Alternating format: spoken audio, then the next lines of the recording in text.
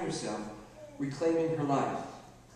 And it was through her actions, through the hope and the faith stirred by them, step by step, that she was able to move back into her life.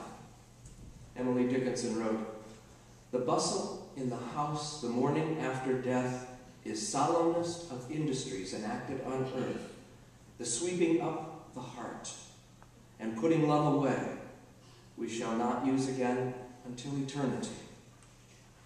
I know that many of us here have experienced significant losses in this past year. Our congregation has had far more deaths this year than we normally have. A number of you sitting in these seats have received significant medical diagnoses that you now must face. Some of you have experienced the debilitating advancement of conditions that you've already had for a while. Some of you have lost your jobs or significant portions of your income. Some of you have lost loved ones, and some of you have lost at love. I don't know how we battle against those injuries in ways that might allow us to be victorious over them. I don't know how to be victorious over something that is trying, seemingly at least, trying to crush us. But I think that the Hanukkah story does provide us with a way of coping and with hope in facing those struggles. Who knows? Maybe a way of giving us heart. Maybe a way of giving us a miracle. And so I bid you, light one candle, my friends, and by it, remember who you are. And then go on to do what you do, so that you might reclaim the temple, reclaim your faith and your hope, so that you might reclaim your life. Light fires that can be seen for miles, that dance and spark and warm the frozen marrow, Lynn Ungar wrote. I said earlier that I would get back to a current event that relates closely to this ancient story of Hanukkah, at least for me. Many of us here have been closely connected to the struggle for gay rights and marriage equality, and I have been so proud to be involved in this struggle with you here. I don't know that I've ever explained to you just why this is such an important issue to me, and I'll take just a minute to do that. Many years ago, when my own children were very, very young, in a quite significant way, I learned about the incredibly high suicide rate among gay and lesbian teenagers. I had no idea at the time if my own children would be gay or if they would be straight. But I did know that as a parent, I had a responsibility to change the world. I had a responsibility to make the world safe for them, as safe as possible at least, should they be gay. And as I grew into my ministry, I knew by extension that I had that same responsibility for all of our children, and by further extension, all the children of the world. My work for marriage equality is an aspect of my response to that responsibility. Anyway, the struggle for marriage equality in many ways is like the struggle of the Maccabees against the Greeks. Our gay brothers and sisters, our gay brothers and lesbian sisters have been told that they cannot be who they are, cannot love who they love. They have been denied full citizenship, and their families have been denigrated into a separate and unequal status. At this moment, even though we thought a week ago that it might be different, we do not know what the outcome of this struggle will be here in New Jersey as the year closes out and a potential window for victory closes with it. I can tell you that I, for one, am very cautiously hopeful. But here is what I can tell you also that I glean from this story of the Maccabees.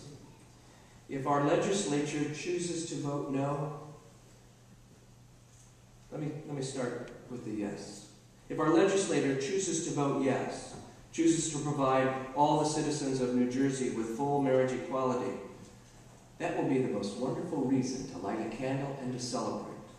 And then, of course, it will be time for us to pay attention to other injustices in the world so that we might move on to address other things that need to be addressed. But if our legislature votes no, if they choose not to enfranchise the state's gay and lesbian citizenry, which will be, by the way, a religious choice, a religious vote, showing the worst face of religion and its privilege and prejudice possible. But if our efforts for equality at this time prove to be unsuccessful, well, that will be good cause for us to light a candle as well.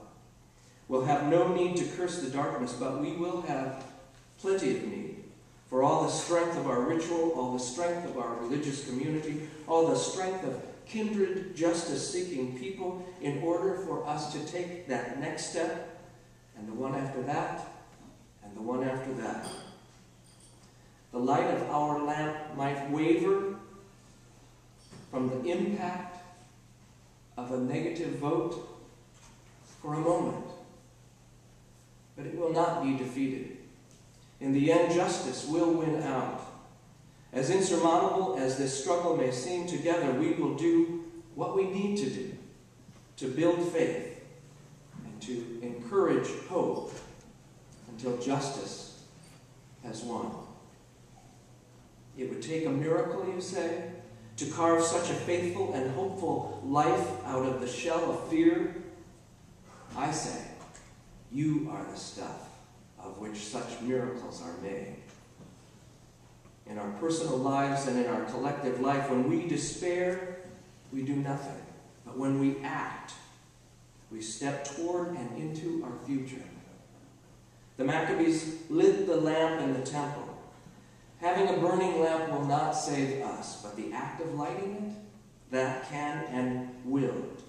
It is the step that reminds us of who we are, and it allows us to move ourselves out of bondage and towards self-determination.